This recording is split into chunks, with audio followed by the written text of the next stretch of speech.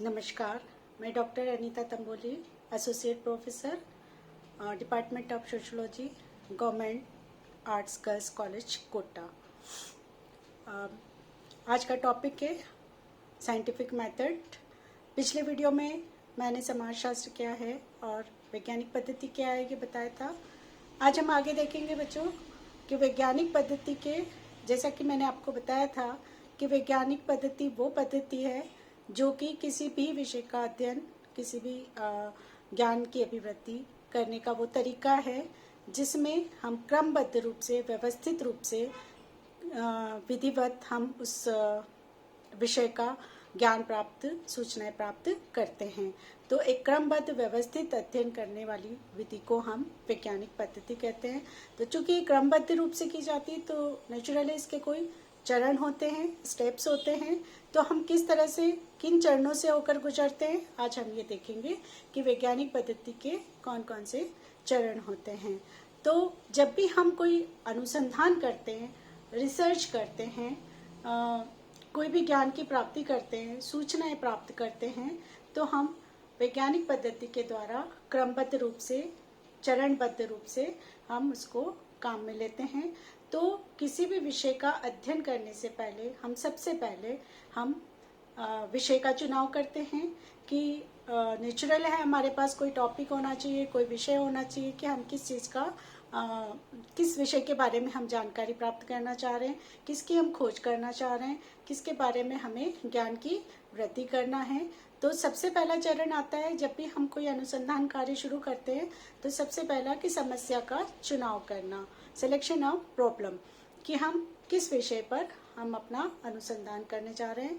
वो विषय कोई भी हो सकता है, चाहे हम कोई सोशल प्रॉब्लम ले लें, समाज की कोई संस्था ले लें, कोई समिति ले लें, कोई पर्टिकुलर व्यक्ति ले लें, या हम कोई भी एरिया, कोई भी विषय, किसी भी विषय पर हम अनुसंधान करते हैं तो सबसे पहले हम विषय का चुनाव करते हैं। ये पहला चरण होता है। दूसरा चरण, जब हमने विषय सेलेक्ट कर लिया तो हम उस विषय के बारे में जानकारी हासिल करते हैं, उस कंसेप्ट को क्लियर करते हैं कि वो, क्योंकि समाजशास्त्र में हमने देखा है कि एक जो छोटा सा भी विषय होता है उसका बहुत बड़ा एरिया होता है, बहुत सारे उसके अर्थ होते हैं, बहुत चीज़ों से वो जुड़ा हुआ होता है। तो हमारा जो एरिया हो जाएगा वो बहुत ज़्यादा, मतलब हमें उसको पर्टिकुलर एक कंसेप्ट में उसको डेवलप करना पड़ेगा, उससे बताना पड़ेगा कि हमने इस विषय को किस रेफरेंस में लिया है, हम इसके विषय में क्या जानकारी हासिल करना चाहते हैं, हम उस विषय को किस रेफरेंस में हमने उसको लिया है। तो हमें कंसेप्ट को क्लियर करना होता है, हमारी समस्या का अर्थ बताना होगा, उसका पूरा प्रॉपर कि हमने उस विषय को क्यों, कैसे, किस रूप में हम उसका अध्ययन करना चाह रहे हैं, कहाँ अध्ययन करना चाह रहे हैं, किस रूप में हम उसका अध्ययन करना चाह रहे हैं। उसके बाद हम उस, जब हमने समस्या का चुनाव कर लिया तो उसके बाद हम एरिया सेलेक्ट करते हैं कि हमें उस समस्या को कहाँ पर, किस जगह पर उसका अध्ययन करना है। वो एरिया कुछ भी हो सकता है, जैसे अगर हमने कोई संस्था ली है या हमने पर्टिकुलर कोई समस्या ली है तो हम एरिया का चुनाव करेंगे। जैसे हमारी पर्टिकुलर एक सिटी हो सकती है, सिटी में भी एक कोई छोटा एरिया हो सकता है, कोई गांव हो सकता है, पूरा हम देखें पूरा जो कंट्री है वो हो सकती है, या हम 2-3 स्टेट की सिटीज़ ले सकते हैं। यानी कोई भी एरिया हमें जो जिसको हम कहते हैं अध्ययन का क्षेत्र का चुनाव करना, तो हमें एक एरिया सेलेक्ट करना पड़ता है। तो दूसरा चरण आता है कि हम विषय से कहाँ पर उस विषय का अध्ययन करना चाह रहे हैं, तो हमें अध्ययन का क्षेत्र डिसाइड करना होगा। जब हमने अध्ययन का क्षेत्र डिसाइड कर लेते हैं उसके बाद जो नेक्स्ट जो स्टेप आता है वो आती है हमें अपना सैंपल का चुनाव करना। सैंपल क्या होता है, निदर्शन जिसको हम कहते हैं, समाजशास्त्र जो सोशोलॉजिकल टर्म में हम उसको निदर्शन, सैम्पलिंग कहते हैं। सैंपल, जैसा कि बच्चों आप नाम से ही जानते होंगे कि समग्र का एक छोटा सा प्रतिनिधित्व इकाइयों का चुनाव करना, यानी हम संपूर्ण रूप में उसका अध्ययन नहीं कर सकते। मान लीजिए हमने कोई एक सिटी ली है, सिटी में हम पर्टिकुलर कोई एक प्रॉब्लम का अध्ययन करना चाह रहे हैं, तो उस प्रॉब्लम से रिलेटेड व्यक्ति बहुत सारे लोग होंगे जिनका हम सभी पर अध्ययन नहीं कर सकते। इसलिए हम उन सब में से कुछ मेथड्स, जो मेथड्स हैं उसके आधार पर हम उनमें से एक सैंपल का, यानी कुछ पर्टिकुलर लोगों का, इकाइयों का चुनाव करते हैं। तो वो सैम्पलिंग कहलाती है। यानी जैसे अगर हम डॉक्टर के पास भी जाते हैं और हमें अगर ब्लड टेस्ट कराना है तो डॉक्टर हमारा पूरा ब्लड निकाल कर टेस्ट नहीं करता, वो थोड़ा सा ब्लड निकालता है और उस पर टेस्ट करता है, और जो भी रिजल्ट होता है वो हमारे पूरे बॉडी के ब्लड पर लागू होता है। तो ऐसे ही हम जो भी एरिया हम सेलेक्ट करते हैं उस एरिया में से अगर हमें लोगों का अध्ययन करना है तो हम सभी लोगों का अध्ययन न करके उनमें से कुछ उनकी उनकी जो विशेषताएं हैं उनको हम ध्यान में रखते हुए कुछ प्रतिनिधि इकाइयों का हम चुनाव कर लेते हैं। तो ये प्रतिनिधि इकाइयाँ हमारी सैम्पलिंग कहलाती है, चाहे वो 50 इकाई हो, 100 हो, 200 हमारे विषय और उसके आधार पर निर्भर करता है कि हमें कितनी इकाइयों का सिलेक्शन करना है।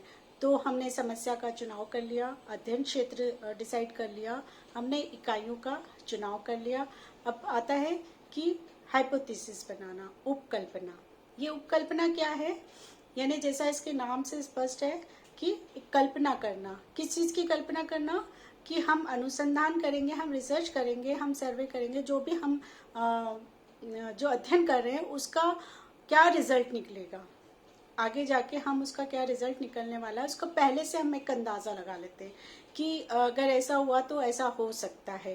यानी हम देखें कि अगर कोई बच्चा है वो छोटी उम्र में ही काम करने जा रहा है, तो अगर हम उस पर अध्ययन करते हैं जिसको हम बाल श्रमिक कहते हैं कि क्यों छोटी सी उम्र में एक बच्चा काम पर जा रहा है, बाल श्रमिक क्यों बन रहा है, तो हम सर्वे करेंगे, अध्ययन करेंगे, उस पर जानकारी हासिल करेंगे, तब तो हम लास्ट में रिजल्ट निकालेंगे कि वो क्यों काम पर जा रहा है। लेकिन हम पुरानी स्टडियों से जो इस पे हो चुकी है, जो इस पे हम लिटरेचर हमारे पास अवेलेबल है, उसको हम पढ़ के हम एक अंदाज़ा लगाते हैं कि हो सकता है कि इस वजह से वो अपना काम पे जाने लगा हो।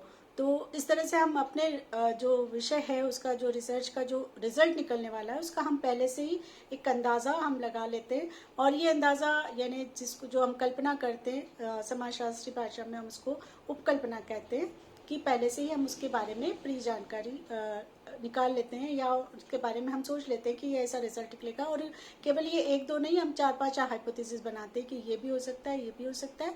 और जब हमारा पूरा अनुसंधान हो जाता है, पूरा वर्क हो जाता है, हम उसके बाद रिसर्च के बाद हम जब हमारा रिजल्ट निकलता है तो ये हाइपोथेसिस सही भी निकल सकती है और गलत भी हो सकती है। दोनों ही स्थिति में हमारी जानकारी ज्ञान की वृद्धि होती है। अगर वो सही है तो हमें सही पता चल गया कि हाँ इस वजह से ये घटना घटित हुई है, इसका कारण ये था। अगर कोई और कारण निकल के आता है तो भी हमारे ज्ञान की वृद्धि होती है कि हाँ इस वजह से ये घटना घटित हुई है। तो जो भी घटना, जो भी रिजल्ट निकलना है उसकी पहले से ही हम कल्पना कर लेते हैं और उसकी फिर बाद में हम उसकी जांच करते हैं। उसको हम हाइपोथेसिस कहते हैं, उपकल्पना कहते हैं। तो उपकल्पना के बाद जब हम सर्वे करने जाते हैं तो हमारे पास कुछ टूल्स की ज़रूरत होती है कि हम सूचनाएं कैसे इकट्ठी करें। तो सूचना इकट्ठी करने के लिए हमें टूल्स बनाने होते हैं, उपकरण का निर्माण करना होता है। ये सूचना हम जिनको हम डाटा कहते हैं, कि हमें डाटा कलेक्शन के लिए हमें बहुत सारी चीज़ों की ज़रूरत होती है। हम उसके लिए हम क्वेश्चनियर बनाते हैं, शेड्यूल बनाते हैं, अनुसूची, प्रश्नावली बनाते हैं, इंटरव्यू मेथड से, कई मेथड्स होती है इसकी। तो उसके लिए जो हम जो टूल्स हम उसको कहते हैं कि जैसे हमने प्रश्नों की एक सूची बनाई कि हमें जाकर सर्वे करना है तो हमें कौन कौन से क्वेश्चंस पूछना होते हैं, तो हम उसके लिए प्रश्नावली बनाते हैं, हम अनुसूची बनाते हैं, साक्षात्कार के द्वारा हम उसका सूचनाओं को, डाटा को कलेक्शन करते हैं, हम ऑब्जर्वेशन करते हैं, यानी देखकर जब फील्ड में हम जाते हैं तो उस घटना को अपनी आंखों से देखते हैं और उसको नोट करते जाते हैं, हम वीडियोग्राफी करते हैं, ऑडियो बनाते हैं, बहुत सारी चीज़ें हम इसको काम में लेते हैं। तो हमारा विषय क्या है, हमारा क्षेत्र क्या है, हमारा सैंपल क्या है, कैसे लोग हैं, उसके आधार पर हम टूल्स का निर्माण करते हैं। क्या हमें प्रश्नावली बनानी है, अनुसूची बनानी है, साक्षात्कार के द्वारा सूचना एकत्रित करनी है, ऑब्जर्वेशन के द्वारा करनी है, तो ये सब डिसाइड करके हम टूल्स का निर्माण करते हैं। तो मेथड्स ऑफ डाटा कलेक्शन, कि हम सूचना एकत्रित करने की विधि का निर्माण करते हैं।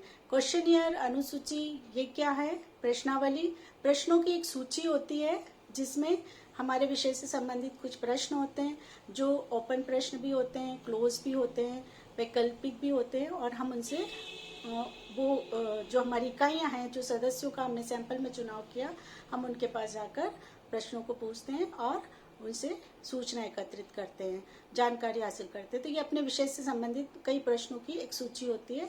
प्रश्नावली और अनुसूची दोनों प्रश्नों की एक सूची होती है, लेकिन दोनों में अंतर क्या है? प्रश्नावली को हम बाय पोस्ट भेजते हैं, हमारी जो इकाइयां हैं उनको हम बाय पोस्ट भेजते हैं, और अनुसूची के अंदर हम लोग खुद जाकर फील्ड में, जो अनुसंधान करता है, जो सर्वेक्षण करता है, वो खुद फील्ड में जाता है और एक एक व्यक्ति से क्वेश्चन पूछता है और खुद ही भरता जाता है। तो ये डिपेंड करता है कि हमें कौन सी मेथड यूज करनी है, ये हमारे सैंपल के ऊपर डिपेंड करता है। हमारा सैंपल अगर ऐसा है कि जो अनएजुकेटेड है, उनमें कई लोग ऐसे हैं कि जो अशिक्षित है और शिक्षित है, दोनों हैं, तो अगर हमने बाय पोस्ट भेज दी उनके पास, तो जो अशिक्षित है वो उसको पढ़ नहीं पाएंगे और उसको वापस हमारे पास नहीं भेज पाएंगे। तो ऐसी स्थिति में हम क्या करते हैं? हम शेड्यूल काम में लेते हैं, हम अनुसूची को काम में लेते हैं, यानी हम खुद जाते हैं और खुद उनसे पूछकर भर कर लाते हैं। अनुसंधान करता है, खुद फील्ड में जाता है, उन लोगों से कांटेक्ट करता है और वापस आता है। और जो एजुकेटेड हमारी जो सैंपल हैं, उसके पास हम अगर बाय पोस्ट उसको भेजते हैं और उसमें एक रिक्वेस्ट लेटर भेजते हैं, हम एक लिफाफा होता है, उस लिफाफे के अंदर एक टिकट लगा हुआ रिटर्न एड्रेस का एक लिफाफा और होता है अंदर, जिसमें वो अपनी भरी हुई अनुसूची को वापस हमारे पास भेज देता है। और उसमें एक रिक्वेस्ट लेटर होता है जिसमें हम अपना उद्देश्य बताते हैं कि हम क्यों सर्वे करना चाह रहे हैं, अनुसंधान करना चाह रहे हैं, और आपसे रिक्वेस्ट है कि ये क्वेश्चनियर भर के और वापस हमारे पास सेंड कर दीजिए। तो हमारा एक टिकट लगा हुआ, एड्रेस लिखा हुआ लिफाफा होता है, तो उसको केवल उसके अंदर डाल के पोस्ट करना होता है। तो जो एजुकेटेड सैंपल होते हैं उनसे तो हमारे पास वो वापस भर के आ जाता है। तो प्रश्नावली अनुसूची में अंतर क्या है? प्रश्नावली को हम बाय पोस्ट भेजते हैं और बाय पोस्ट ही हमारे पास आती है, और अनुसूची में हम खुद जाते हैं और खुद भर कर लाते हैं। ऐसी तरह से इंटरव्यू मेथड अगर हमें लेनी है, तो इंटरव्यू में हम क्वेश्चंस नहीं बनाते, बल्कि हम मोटे मोटे रूप में हम कुछ बातें लिख लेते हैं कि हमें किन किन बातों पर क्वेश्चन पूछना है। जैसे आप लोगों ने इंटरव्यू देखा होगा टीवी पर भी और कहीं फेस भी किया होगा कि वही क्वेश्चन में से क्वेश्चन आप लोग बनाते जाते हैं, अनुसंधान करता और उसके अकॉर्डिंग, उनके जवाब के अकॉर्डिंग उनसे पूछता जाता है अपने विषय से संबंधित और नोट करता जाता है। हम ऑब्जर्वेशन यूज करते हैं। ऑब्जर्वेशन मतलब अवलोकन, अवलोकन यानी आंखों से देखना। जब हम क्वेश्चन तो पूछते हैं, लेकिन उसके साथ साथ हम उनके एनवायरनमेंट को, जहाँ वो रह रहे हैं, वर्क कर रहे हैं, या जिस भी चीज़ का हमें अध्ययन करना है, तो उनकी एक्टिविटीज़ को, उनके आसपास की जो भी चीज़ें हैं, हम उसको ऑब्जर्व करते रहते हैं, और हमारे विषय से संबंधित जो भी घटना होती है हम उसको नोट करते जाते हैं। तो ऐसी कई सारी मेथड्स होती हैं जिनको हम डाटा कलेक्शन के लिए काम में लेते हैं। तो नेक्स्ट स्टेप हो गई कि हमें डाटा कलेक्शन की मेथड्स को डिसाइड करना है कि हमें कौन सी मेथड से सूचनाएं एकत्रित करनी है। उसके बाद जब हमारे पास सूचना आ जाती है, तो नेक्स्ट स्टेप होता है उसका वर्गीकरण, एनालिसिस और टेबुलेशन।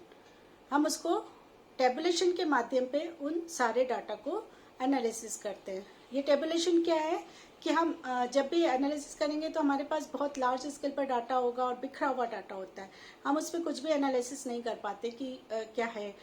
तो हम उसको क्या करते हैं कि अलग अलग उनकी विशेषताओं के आधार पर हम उसकी टेबल बना लेते हैं। जैसे एज के आधार पर अलग, सेक्स के आधार पर अलग, उनकी एजुकेशन के आधार पर अलग, मेल फीमेल के आधार पर अलग, उनकी जो वर्क कंडीशन है या जो भी हमारे विषय है, तो हर जितने भी हमारे क्वेश्चंस होते हैं उसके आधार पर हम उन सबका डाटा अलग एक व्यवस्थित रूप से टेबुलेशन में हम उसको कन्वर्ट कर लेते हैं, ताकि उसका एनालिसिस करना इजी हो जाता है अनुसंधानकर्ता के लिए। तो मान लीजिए उसके 100, 200 या 500 या 20, 50 जो भी उसके पास सैंपल की जो क्वेश्चनियर आती है भर के, उसको वो टेबुलेशन में उसको कन्वर्ट करता है डाटा को। और उसके बाद जब एक ही टेबल में हमारे एक एक विशेषता, एक एक चीज़ें उसके अंदर आ जाती है सारे लोगों की, तो हमें एनालिसिस करना इजी हो जाता है। तो टेबुलेशन, सारणीयन और वर्गीकरण। तो हम ये नेक्स्ट स्टेप होता है कि हम उन सारे डाटा को व्यवस्थित करते हैं टेबुलेशन के आधार पर, फिर उसका एनालिसिस करते हैं। जब टेबुलेशन हो जाती है, एनालिसिस हम कर लेते हैं, तो उसके बाद हम फिर निष्कर्ष निकालते हैं। निष्कर्ष के बाद हमें पता चलता है कि जो भी हमने हमारा जो अनुसंधान है, हमारे जो सूचना एकत्रित आई है, उसके आधार पर जो भी विषय हमने लिया है उसका क्या निष्कर्ष निकलता है। निष्कर्ष के बाद रिपोर्ट राइटिंग होती है, रिपोर्ट लिखी जाती है, और उसके बाद हम उसको सामान्यीकरण करते हैं, जनरलाइजेशन। सामान्यीकरण का मतलब होता है कि उसको हम पूरे क्योंकि हमने सैंपल के आधार पर सर्वे किया, उनसे सूचनाएं एकत्रित की है, उस पर्टिकुलर एरिया, उस पर्टिकुलर संस्था या जहाँ भी हमने जो विषय लिया है उसका अध्ययन किया है, तो हमने उनमें से कुछ लोगों का ही अध्ययन किया था। तो जो रिजल्ट हमारा निकलता है उसी को हम पूरे उस पर्टिकुलर विषय से संबंधित लोगों के ऊपर लागू कर देते हैं। जैसे मैंने आपको पहले भी बताया कि जब ब्लड टेस्ट करते हैं तो थोड़ा सा ब्लड निकाल के टेस्ट करते हैं और जो रिजल्ट निकलता है वो पूरे ब्लड के ऊपर लागू कर देते हैं। उस पर्टिकुलर व्यक्ति के ब्लड के जो बॉडी का ब्लड है सब पे वो चीज़ लागू हो जाती है। तो ऐसे ही जो हमारा रिजल्ट निकलता है, जैसे हमने किसी एक संस्था का अध्ययन किया या एक सिटी का अध्ययन किया है, तो हमने अगर एक सिटी में से 500 लोगों का अध्ययन किया है तो फिर वहाँ 5000 लोग भी रह रहे हो, 5 लाख लोग भी रह रहे हो, तो उन सब के ऊपर हम उसको लागू कर देते हैं। तो इसको कहते हैं सामान्यीकरण, जनरलाइजेशन। तो ये सामान्यीकरण के बाद जो हमारी मेथड है ये कंप्लीट होती है।